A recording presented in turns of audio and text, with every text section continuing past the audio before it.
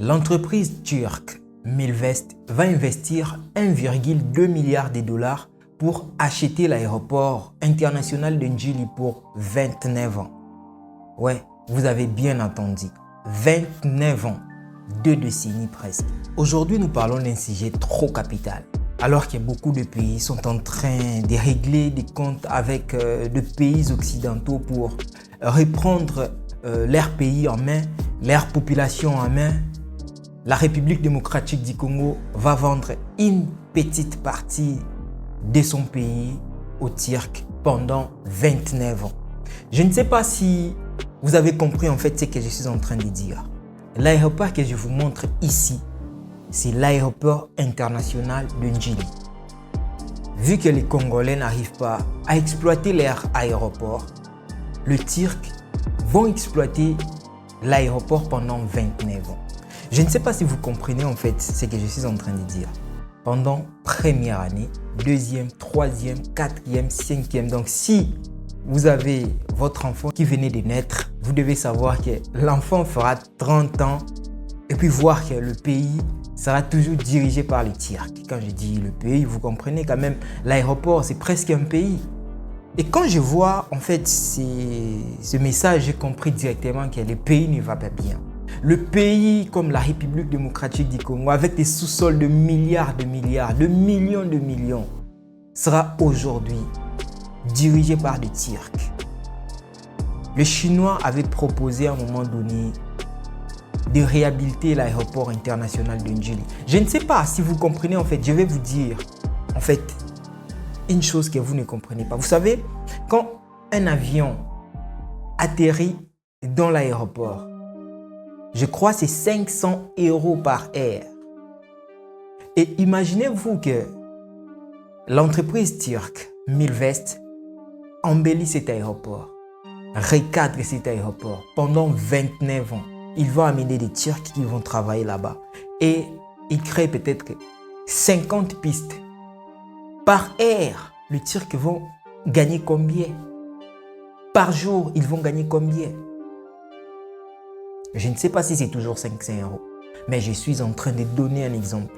Cela montre à combien le pays comme la RDC, le pays qui a de millions, le pays qui a de l'or, de minerais, le pays qui a des coltans, le pays qui a tout ça, qui a le sable le plus riche. Est-ce que vous savez que le sable qu'on a eu à construire ces stades, le premier stade de la RDC, stade de Martyr, a été transporté en Chine. On ne sait pas pour quelle raison. Les Chinois, avant ils étaient venus, ils sont venus en RDC, ils ont dit, vous allez nous donner juste le sable du Bas-Congo et nous allons construire des routes pour vous. Vous savez, je dirais que tout ce qui est en RDC a des richesses, a de la valeur. C'est aujourd'hui que quand nous avons quitté la RDC, que nous avons compris que nous avons un pays riche. Nous avons un pays aujourd'hui où on peut être fier. Mais quand j'ai vu cette annonce, ça m'a blessé, ça m'a brisé les cœurs. Et je me suis dit, j'allais retourner encore en RDC peut-être pour 2 ans, peut-être pour 3 mois. Mais quand je vois tout ça, cela montre déjà à quel point nos dirigeants ne sont pas capables. Je pense qu'à cette heure ici, je ne condamne pas le président de la République parce que je suis un Congolais, mais je dirais la population, pour l'instant, doit assumer ce qu'ils ont cherché. Parce que nous avons eu à voter M. Félix Antoine Tshisekedi. Pourquoi? D'abord, c'était avant tout le social. C'était pour que nous puissions être bien. Mais quand aujourd'hui, déjà, dans l'aéroport international de Njili, pour sortir, en étant Congolais, pour sortir seulement de l'aéroport, tu dois dépenser plus de 100 $. Tu dois dépenser plus de 200 $. Tu dois dépenser de l'argent dans ton pays pour sortir. Pour rentrer, pareil. Le visa de la RDC, c'est le visa le plus cher. Je ne sais pas si dans le monde, mais c'est parmi les 3 ou 4 pays qui vont le visa cher. Nous avons quoi? Aujourd'hui, on devait faciliter les choses. Et aujourd'hui, nous sommes en train de vendre l'aéroport international de Njili. L'aéroport numéro 1 de la RDC. Voir que le pays qui a tout, de l'or, le minerai, et n'arrive pas à exploiter son pays, n'arrive pas à donner de la joie à leur population. J'ai appelé un ami, il est au Congo actuellement, pour des investissements immédiats, mon cher.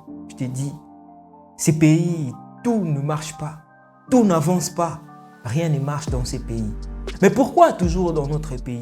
Pourquoi toujours en Afrique? Oui, nous savons bien qu'il y a de l'inflation, nous savons bien qu'il y a des choses qui ne marchent pas. Mais pourquoi seulement les Congos? Pourquoi? Ça fait trop mal de voir que non, le pays va être vendu beaucoup plus facilement comme ça. Pourquoi? Est-ce que nous n'avons pas les capacités d'améliorer les conditions de notre population?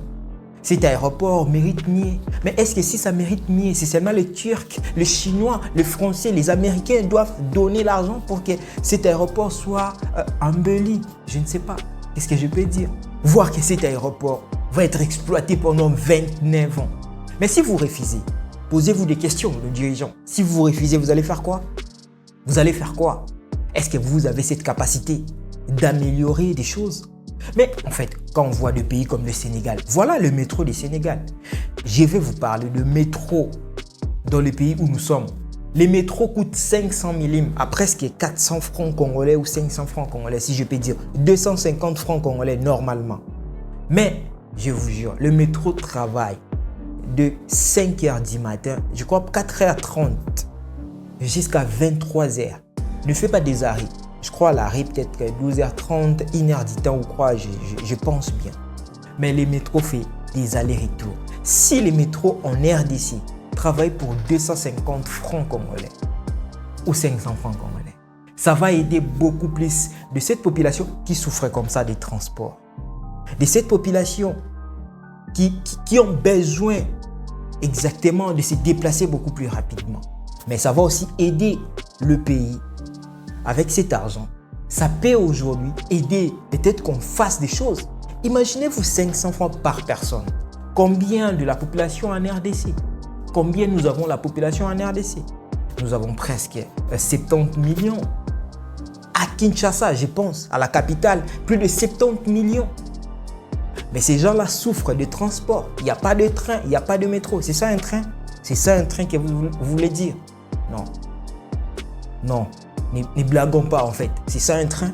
Vous voulez me dire que non, vous êtes au pouvoir et c'est comme ça que vous voulez que nous puissions nous déplacer? Non, soyons sincères. Le pays ne marche pas. Et si on doit certainement vouloir que le pays puisse marcher, la population, vous devez commencer à agir. Et si moi je parle comme ça, même si je suis à distance, mes vidéos dont je parle comme ça doit arriver à nos dirigeants.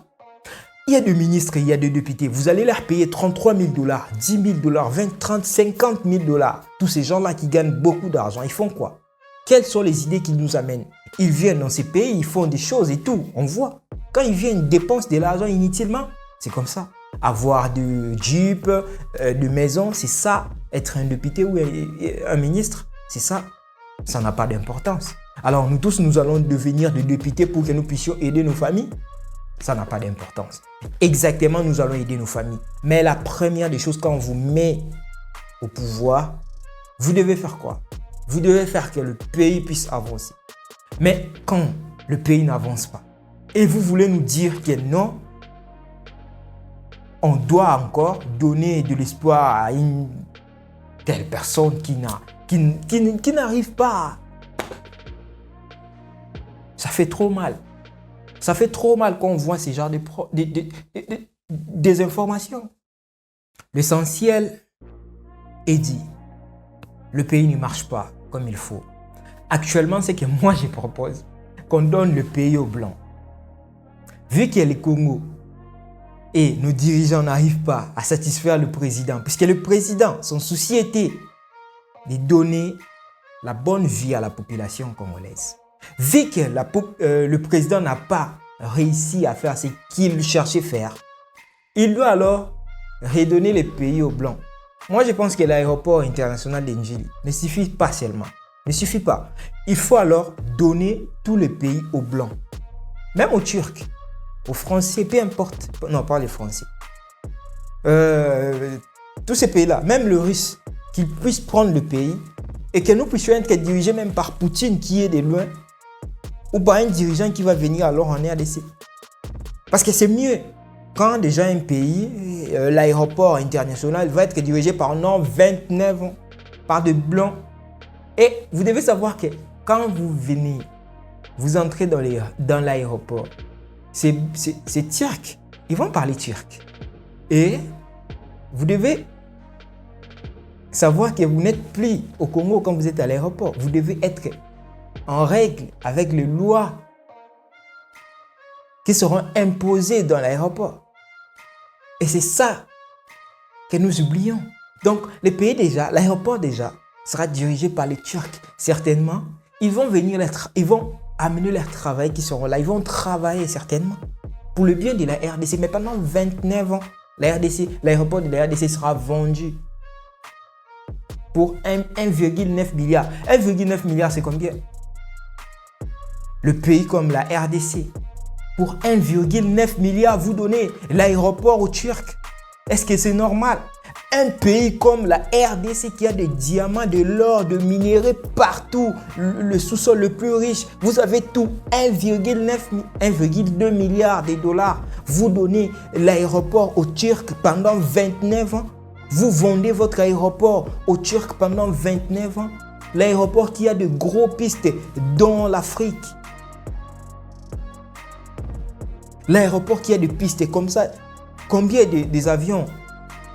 Ce pays, la RDC, fait la honte de l'Afrique. Ce pays, la RDC, fait la honte pour l'Afrique. La honte pour l'Afrique, ce pays. Je pense que tout ce que je pouvais dire, c'est ça. La population doit se réveiller. Vous devez savoir que si vous avez votre idée de quitter le pays, c'est le moment où vous pouvez le faire. Le pays où il n'y a pas l'électricité. Le pays où il n'y a pas de l'eau. Le pays où tout ne marche pas. Le pays où les choses sont trop chères, mais les sous-sols le plus riches. Le pays où les habitants ne mangent pas comme il faut. Le pays où le déjeuner, c'est un luxe. Le pays où manger 2 fois, c'est un luxe. Le pays où le sucré est devenu luxe. Voilà où nous sommes arrivés. Je pense que ce que je pouvais dire pour aujourd'hui, je l'ai dit. Et ça fait trop mal de voir que ce pays a été vendu en partie. Et on va commencer à vendre petit à petit le pays jusqu'à ce que les Blancs vont reprendre les pays. Et ils vont prendre ce qu'ils veulent. Je pense que c'est mieux.